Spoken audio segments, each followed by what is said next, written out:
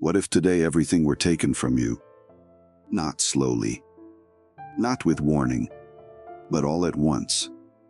Your family, your work, your security, your peace, and even while praying, remaining faithful, trying to do everything right, God stayed silent. The story you're about to hear is not about someone far away. It's about faith when there are no answers. It's about continuing when everything collapses. This is the story of Job. Job lived in the land of Uz. The Bible describes him in a rare way. It says he was blameless, upright, and one that feared God. That doesn't mean Job was perfect. It means he was sincere. He took his faith seriously. He cared for his family. He honored his responsibilities. Job was a prosperous man. He owned land, servants, herds, and great wealth. But above all, he possessed something even more valuable. He feared God. Job was so careful that he even worried about sins his children might commit without realizing it. He prayed for them. He offered sacrifices. He constantly interceded. His life was stable, organized, seemingly protected. But while Job lived his days unaware, something was happening beyond his sight, something he could never have imagined. The Bible pulls back the curtain and shows a moment in the spiritual realm. Satan presents himself before God, and God asks a direct question. "Hast thou considered my servant Job?" God points to Job as an example, a man whose faith did not depend only on blessings. But Satan responds by saying that Job's faith had a price. He claims Job is faithful only because he has everything, that if his blessings were removed, he would turn away from God. Then something difficult to understand happens. God allows the test, not because Job was weak, but because his faith was real. And while this decision is made in the spiritual realm, Job knows nothing about it. Until the day arrives.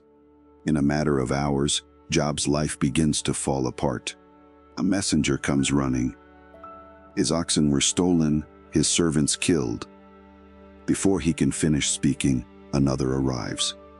Now the camels are gone. More servants are dead. And then comes the news no one is prepared to hear. Job's children were gathered together. A powerful wind struck the house. It collapsed. None survived. In a single day, Job loses his possessions. He loses his security. He loses all of his children. The Bible doesn't describe screaming or instant rebellion.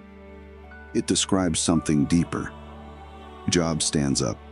He tears his robe. He falls to the ground. And he worships. He says, in the words of Scripture, "Naked came I out of my mother's womb, and naked shall I return thither. The Lord gave, and the Lord hath taken away. Blessed be the name of the Lord." Job 1:21, KJV. Many people would have given up right there. But the trial wasn't over. Satan returns to God and argues again. He says Job's faith remains only because his health is still intact. God allows the next stage of the test, and Job is struck from head to toe.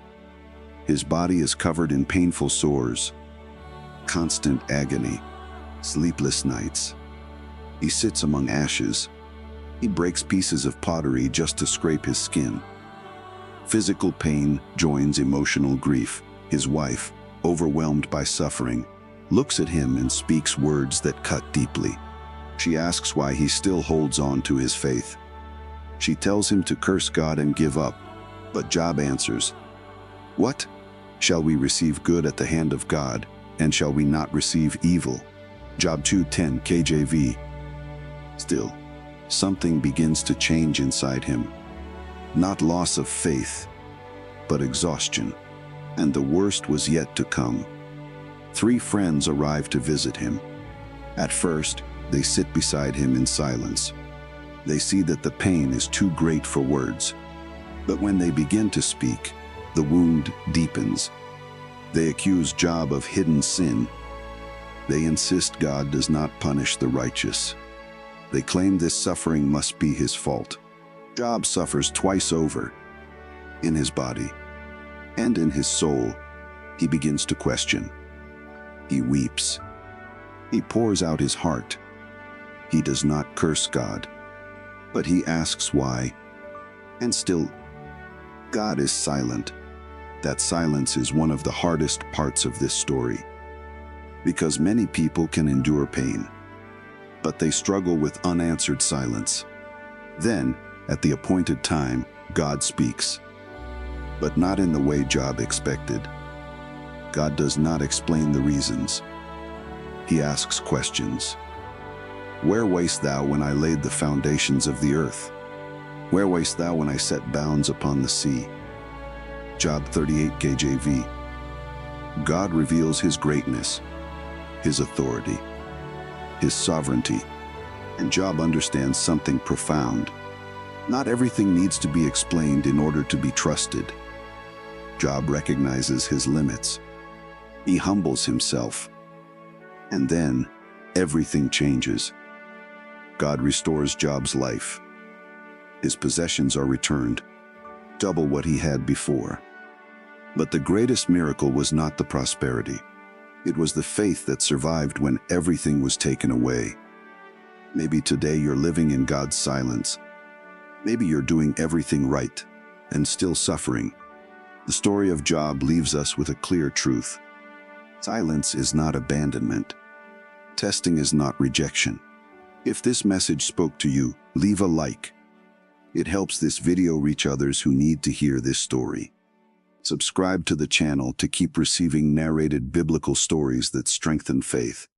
And if you're going through a hard season, write just one word in the comments. Trust. Sometimes, simply remaining is the greatest act of faith a person can have.